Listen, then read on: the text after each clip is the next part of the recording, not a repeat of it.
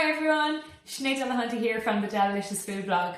I'm really excited to be taking part in this winter live series from Savour Kilkenny Food Festival, which is an amazing food festival, and looking forward to being back there next year on the stage.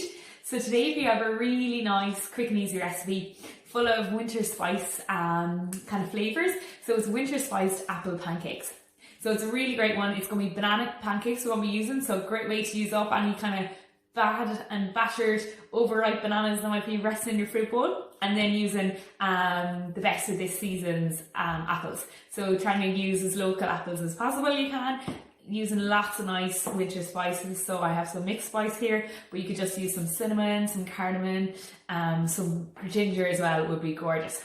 Okay, so we might get cracking. Always with recipes, I always start with the thing that's going to take the longest first, or something that needs to rest or set for a little bit of time. So that's going to be our banana pancakes. Okay, so just get a measuring jug or just a measuring bowl, whatever you have, something that you can work in handy. Get one really overripe banana, whichever one you have, and you think the one that's probably going to go in the bin, that's the best one for this recipe. So all the kind of overripe things someone might say are gone off or bad, that's perfect for this. You want the most overripe banana you have. So just break that into your jug a little bit.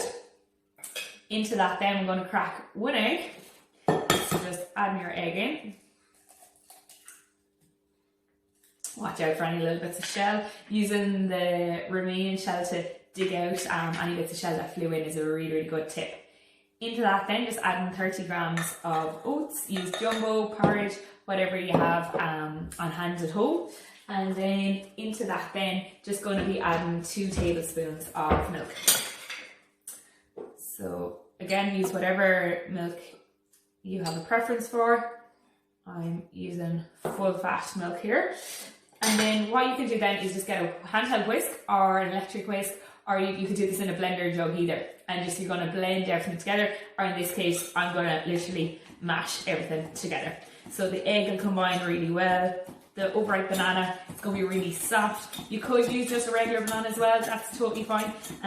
It will just take a little bit longer for you to break down. So you're literally just mashing everything together until you get a really loose consistency.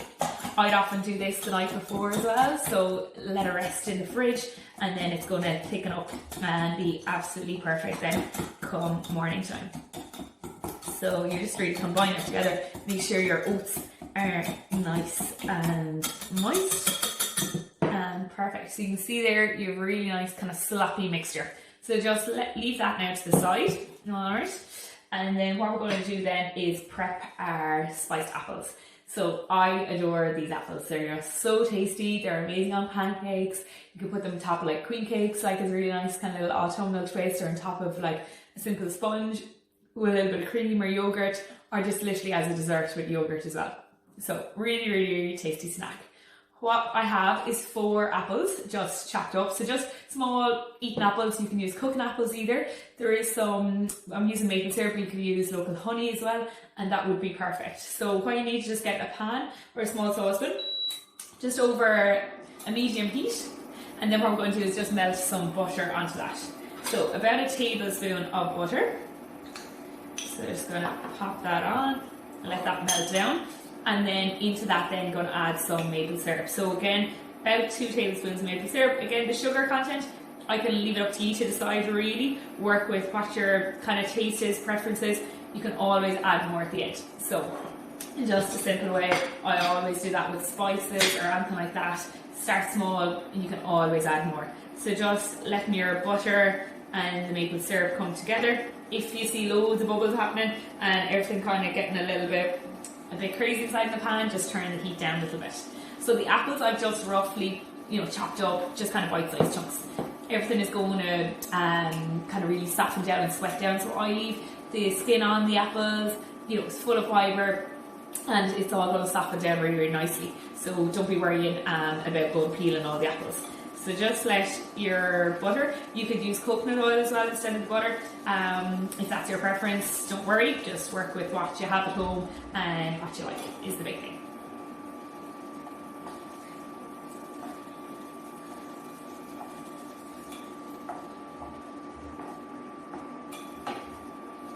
So at this stage, just increase the heat a little bit so you're getting a nice bit of bubble in there, and just mix everything together. Into that then you're just adding your apples. So just add them all in, and then 2 teaspoons then of your spice over the top. So again, you could use mixed spice, you could use cinnamon, whatever you have a preference for, or whatever you have handy at home. And that's the big thing. Always mix and match. See what you have at home, see what's going to work, and just really mixing everything together here. So you want to get all the apples nice and seasoned in the spice as well as in the butter and the maple syrup. So you're kind of going to literally kind of steam them, cook your apples, soften them all down. So you can see here, I just have everything nicely mixed through. Pop them back onto the heat, and then let them cook up. So let the bubbles come up from the butter and the maple syrup. I'm just going to grab a lid. And so what you want to do is either a lid or a plate, something that's going to cover your pan or your pot, so that when this all steams up, that you want to literally capture all the steam, so it's going to cook really quickly then. So everything is really getting going there in my pan, so I'm just going to pop this on top, just kind of nestle it right in, seal everything in there, and I'm just going to transfer this over to my other hob.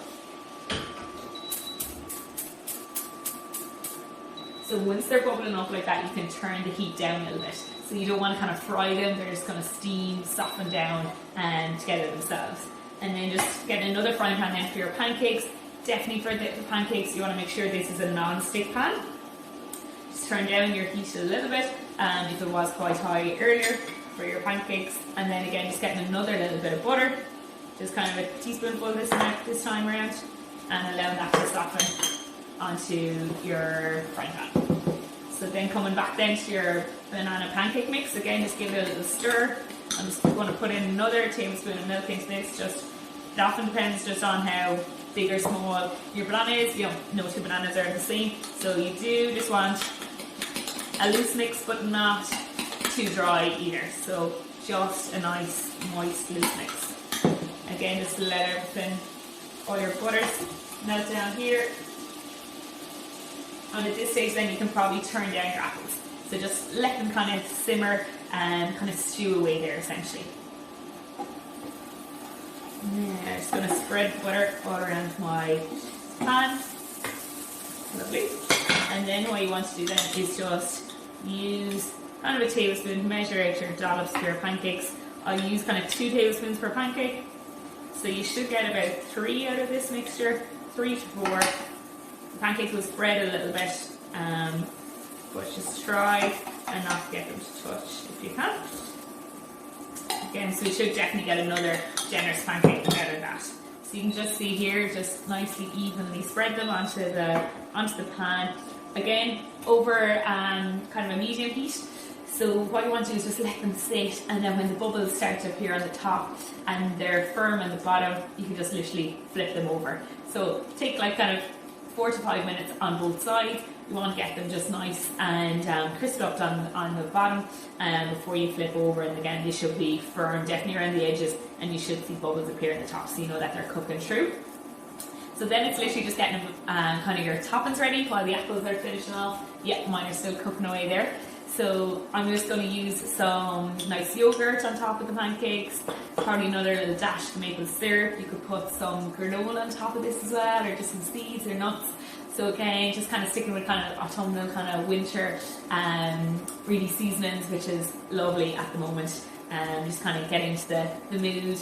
And always eating with the seasons is a big thing for me. I was asked recently, where does my kind of food inspiration come from? And it definitely comes from the seasons. So just eating what's in season, you can feel a lot more connected to kind of what's happening. And then you look forward, like we say, to strawberries during the summertime, down in Wexford or your local grower. Or likewise, you know, like the flowery greens, like things like that, or berries, or at different times of the year there's different berries. So just getting like kind of tuned into what fruit and veg are available in Ireland in the seasons is a really nice way just to eat local and stick to what is around as well. So mine are definitely crisping up on the bottom. You need to turn the heat down a little bit. So make sure you want them crispy, but you don't want them burnt. So definitely we're getting nice crisp action on the bottom, still a little soft through the centre, so just going to leave them for another minute. because you know pancakes, the first one is always the bad one, the trial and error. You have to season the pan kind of thing with pancakes, so just giving them another second, just turn down the heat. I'm going to check on my apples now, see how they're getting on. Yeah, so I'm going to take off that lid. Ooh, woo, a lot of steam. Lovely kind of flavours coming through for this. This is a great way as well. You could literally do your apples like this, pop it into a pan for a crumble, like with a simple topping over the top. So definitely they're beginning to soften, need another little bit of time. You can see getting loads of nice colour from the spices. Just going to pop them back on, seal them back in there with the lid, and back on the heat. So just let them do their thing while my pancakes are ready to turn. So definitely using your spatula, coming to the edge of the pan and then just flip it over. So you can see there, nice little bit of colour. The butter has nicely goldened them up. So just going to give them another little bit of time. At this stage as well, you could shuffle them over a little bit and you could squeeze on then your final pancake. So that's what I'm going to do. There should definitely be enough butter on the pan for this last one. So I'm going to get that in there.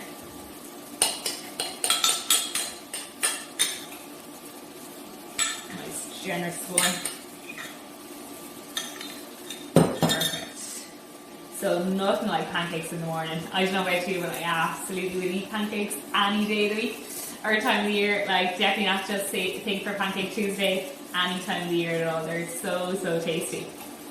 So as I was saying, just getting you could use some creme fraiche, you could use cottage cheese, or even just a little drizzle of ice cream even. If you were being really indulgent this morning, that would be fab for your breakfast. My apples definitely are simming away there nicely, so that's perfect. So these are just going to take another little minute. I'm just going to get a plate ready. So we'll be ready then to plate up. And as I was saying, you could have, your batter made overnight, and you could even make your pancakes the day before as well. You can just let them cool down, place in a bit of parchment, pop into the fridge, or even into the freezer, and they'll work great. So you can see my pancakes are getting nice and firm on top here.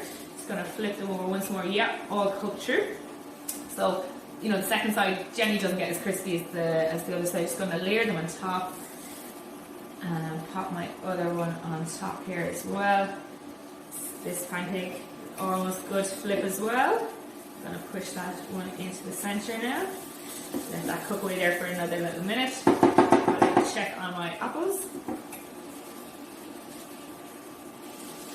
Lovely. So getting a really nice caramelising here. Ooh, there's some cloves in these mixed spice and they're just smelling absolutely gorgeous. So just making sure you're getting a really nice mixture of all your herbs, your spices in there. Just going to turn off this heat. Perfect. This pancake is almost good to flip, but I'm going to plate up with what I have. So we have 2 pancakes ready to rock. A nice little drizzle of yoghurt on the bottom. Let that heat up there. And then finally getting the apples, so they've really softened down now. Looking really good. And then just getting another little dollop of yoghurt on top of all that. And then I think some of this sauce is just too good to leave behind.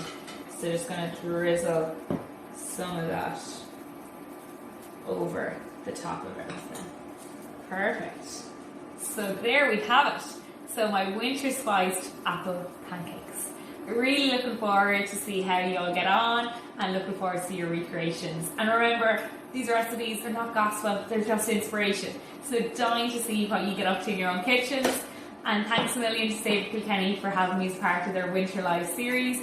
Tons of great chefs and cooks involved and loads of other types of demonstrations. Champion great Irish and local food. So be sure to check out lots more happening over on the Savour Kilkenny page. Thanks very much. Bye.